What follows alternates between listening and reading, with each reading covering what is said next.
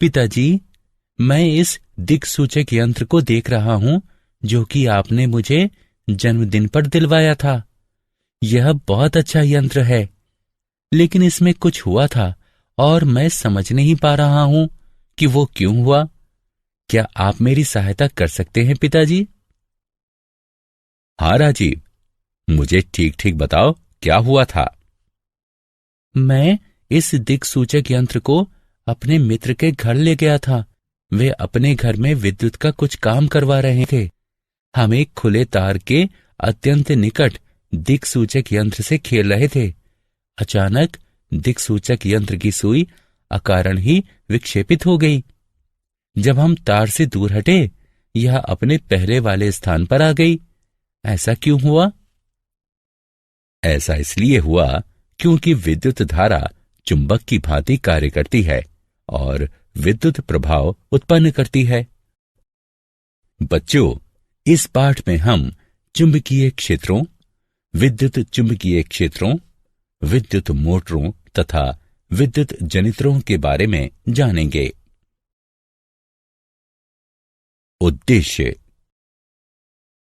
इस पाठ के अंत में आप निम्न करने में सक्षम हो जाएंगे।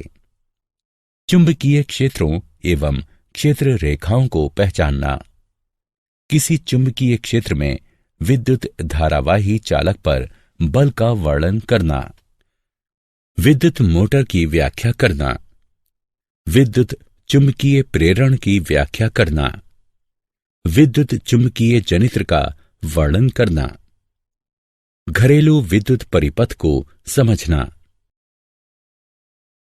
चुंबकीय क्षेत्रों एवं क्षेत्र रेखाओं का सिंहावलोकन। कोई चुंबकीय क्षेत्र किसी विद्युत धारा तथा चुंबकीय सामग्री के चुंबकीय प्रभाव द्वारा उत्पन्न होता है। हमारे अपने ग्रह पृथ्वी का स्वयं का चुंबकीय क्षेत्र है, जो कि नौ संचालन के दौरान एक महत्वपूर्ण घटक होता है। चुंबकीय क्षेत्र का प्रयोग अनेक विद्युत उपकरणों जैसे ट्रांसफार्मर आदि में भी किया जाता है। चुंबकीय क्षेत्र रेखाओं की तुलना स्थिरांक उच्चत्व रेखाओं से ही की जा सकती है, जो कि मानचित्र पर देखी जा सकती हैं। चुंबकीय क्षेत्र रेखाएं चुंबकत्व की साधारण परिकल्पनाओं की सरल व्याख्या करने में सहायक होती हैं। इन्हें किसी सतह के माध्यम से क्षेत्र रेखाओं की संख्या के रूप में परिभाषित किया जा सकता है। इन्हें सरलता से किसी गणितीय संरूप में रूपांतरित किया जा सकता है। चुंबकीय क्षेत्र रेखाएं दृष्टिगत रूप से उत्तर ध्रुवीय प्रकाश में प्रदर्शित होती हैं, जहां पृथ्वी के चुंबकीय क्षेत्र की दिशा के साथ साथ देखी जा सकने वाली चमकीली रेखाएं उत्पन्न होती हैं।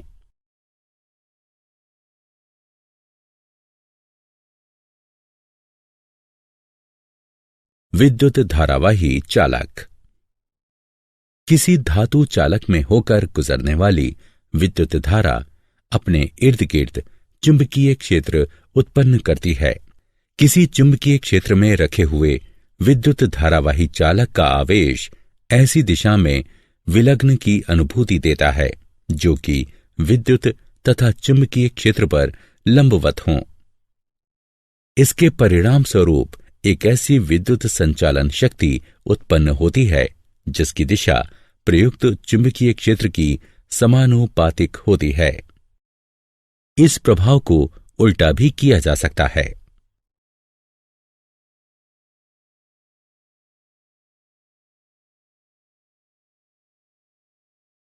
चुंबकीय क्षेत्र, सीधे चालक से होने वाला विद्युत प्रवाह।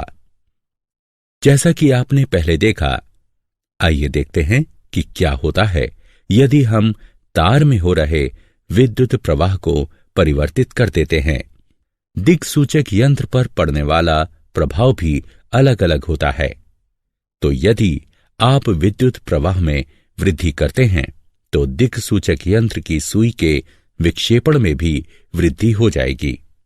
इससे हमें पता चलता है कि किसी दिए गए बिंदु पर उत्पन्न हुआ चुंबकीय क्षेत्र का परिमाण तार में प्रवाहित विद्युत धारा में वृद्धि होने पर बढ़ जाएगा। अब दिक्सूचक यंत्र को तार में प्रवाहित हो रही विद्युत धारा से दूर ले जाने का प्रयास कीजिए। आप देखेंगे कि जैसे ही तार एवं दिक्सूचक यंत्र में दूरी बढ़ेगी, चालक में दिए गए विद्युत प्रवाह के द्वारा उत्पन्न चुंबकीय क्षेत्र घट जाएगा। मैक्सवेल का कॉर्कस्क्रू नियम।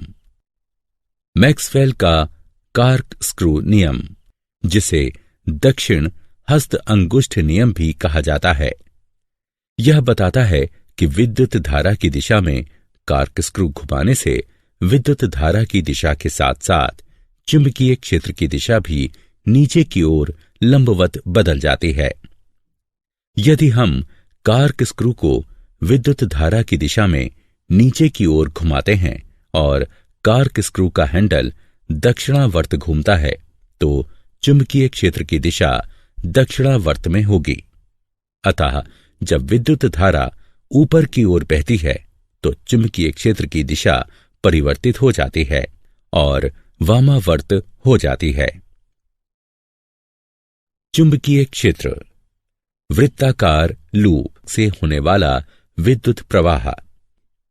आइए अब देखते हैं कि क्या होता है जब वो तार जिसमें हम विद्युत धारा प्रवाहित करते हैं वृत्ताकार ढंग से रखा जाता है। इसके चारों ओर संकेंद्रित वृत्तों में चुंबकीय क्षेत्र उत्पन्न हो जाता है। छड़ चुंबक को धीरे से तार से दूर करने का प्रयास कीजिए। जैसे ही हम पाश के केंद्र तक पहुंचते हैं, संकेंद्रित वृत्त सरल रेखाओं के रूप में उत्पन्न हो जाते हैं। संपूर्ण चुंबकीय क्षेत्र एक सरल रेखा के जैसा प्रतीत होता है। अब इस पर मैक्सवेल का कॉर्कस्क्रू नियम लागू करने का प्रयास कीजिए और देखिए कि क्या तार का प्रत्येक खंड एक ही दिशा में चुंबकीय क्षेत्र उत्पन्न करने में सक्षम है।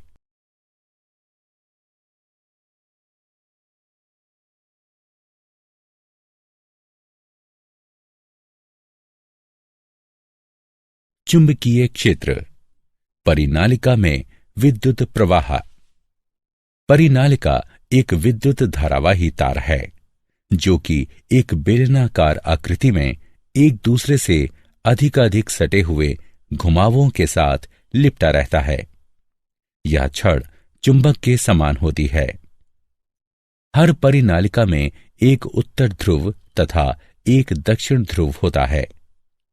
किसी परिनालिका के भीतर उपस्थित चुंबकीय क्षेत्र रेखाएं सरल रेखाएं होती हैं और ये इंगित करती हैं कि किसी परिनालिका में सभी बिंदुओं पर चुंबकीय क्षेत्र समान होता है।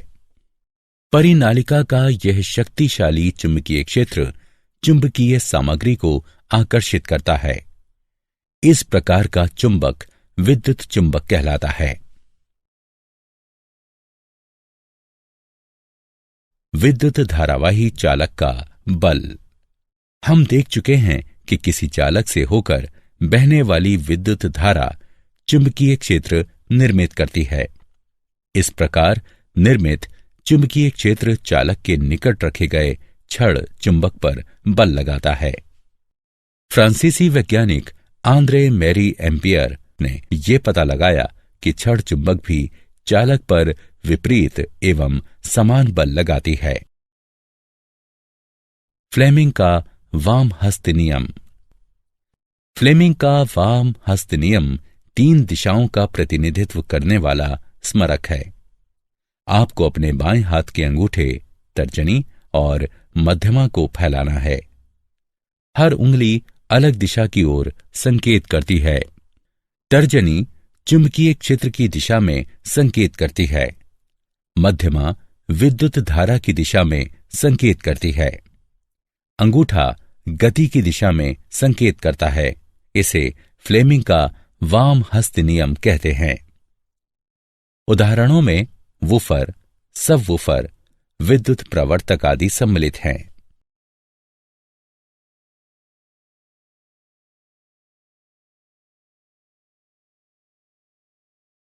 विद्युत मोटर। विद्युत मोटर एक विद्युत यांत्रिक उपकरण है। यह विद्युत ऊर्जा को यांत्रिक ऊर्जा में परिवर्तित करता है। आइए देखते हैं कि विद्युत मोटर कैसे कार्य करता है। मोटर गति उत्पन्न करने के लिए चुंबकों का प्रयोग करता है। विद्युत मोटर के भीतर चुंबक का आकर्षित करने वाला बल तथा प्रतिरोधी बल मिलकर घूर्णन गति उत्पन्न करते हैं। पंखे, ब्लोअर, पंप, डिस्क ड्राइव इत्यादि विद्युत मोटर के कुछ उदाहरण हैं।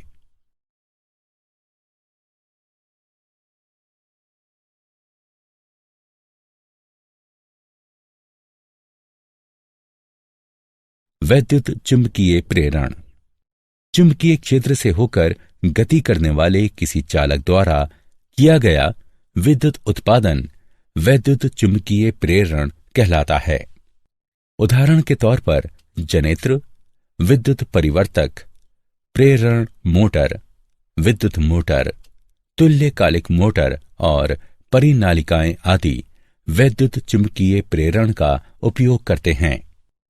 माइकल फैराडे एक अंग्रेज वैज्ञानिक, रसायन शास्त्री, भौतिक विज्ञानी तथा दार्शनिक थे, जिन्होंने चुंबकीय क्षेत्र, वैद्युत चुंबकीय प्रेरण, प्रतिचुंबकीयता तथा वैद्युत अपघटन की खोज की। उनके प्रयोगों में चुंबक को गति कराकर विद्युत उत्पादन करना भी सम्मिलित है। आइए अब तारों की एक कुंडली के भीतर एवं बाहर एक छड़ चुंबक लगाने का प्रयास करें। आप देखेंगे कि तार विद्युत उत्पादित करने लगते हैं। इसे वैद्युत चुंबकीय प्रेरण कहते हैं। विद्युत जनित्र। विद्युत जनित्र यांत्रिक ऊर्जा को विद्युत ऊर्जा में परिवर्तित करता है। यह विद्युत आवेश को एक बाह्य विद्युत परिपथ के द्वारा बहने के लिए बाध्य करता है। इसके उदाहरणों में जल पंप सम्मिलित है, जो जल को बहाता है पर जल उत्पन्न नहीं करता।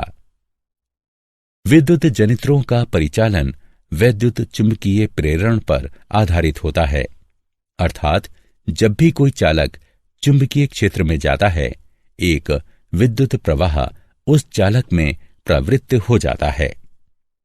यदि किसी कुंडली के भीतर कोई चुंबक घूम रहा है तो कुंडली में प्रत्यावर्ती धारा प्रवृत्त हो रही है। समान समय अंतरालों के पश्चात प्रत्यावर्ती धारा दिशा बदल लेती है। दूसरे प्रकार की धारा दिष्ट धारा कहलाती है, जो कि समय के साथ दिशा नहीं बदलती।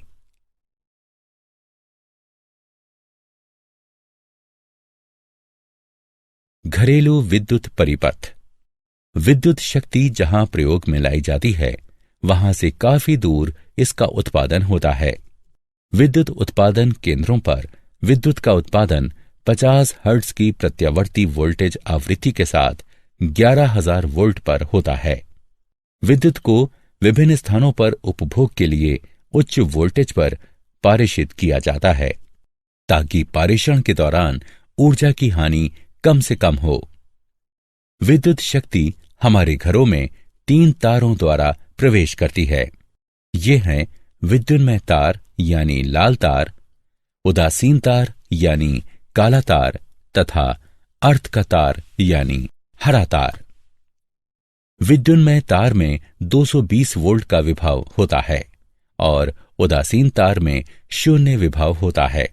अतः विद्युन्मय तथा उदासीन तारों के मध्य विभवांतर होता है 220 वोल्ट। घरों में इस्तेमाल किए जाने वाले उपकरणों में विभिन्न प्रकार के विद्युत परिपथों का प्रयोग किया जाता है। अर्थ के तार को धातु की एक प्लेट से धरती में गहराई तक जोड़ा जाता है, ताकि उपकरणों के इस्तेमाल के दौरान विद्युत धारा के रिसाव से तीव्र झटका न लगे। सभी परिपथों में एक महत्वपूर्ण परिपथ है फ्यूज। यह इस बात को सुनिश्चित करता है कि किसी उपकरण में विद्युत धारा के अतिभारण के कारण कोई हानि ना हो। अतिभारण तब होता है जब विद्युन्मय तार तथा उदासीन तार परस्पर संपर्क में आते हैं या वोल्टेज की आपूर्ति में वृद्धि हो जाए। ऐसी परिस्थिति में फ्यूज विद्युत प्रवाह को रोककर परिपथ अथवा उपकरण को खराब होने से बचाता है। क्या आप जानते हैं, छड़ चुंबक के क्षेत्र के विपरीत धरती का चुंबकीय क्षेत्र समय के साथ परिवर्तित हो जाता है, क्योंकि यह धरती के बाह्य भाग पर ढली हुई लौह मिश्र धातुओं के चालन के कारण बना होता है। फ्लेमिंग का वाम हस्त अंगुष्ठ नियम विद्युत मोटरों में प्रयुक्त होता है, जबकि फ्लेमिंग का दक्षिण हस्त नियम विद्युत जनित्रों में प्रयुक्त होता है।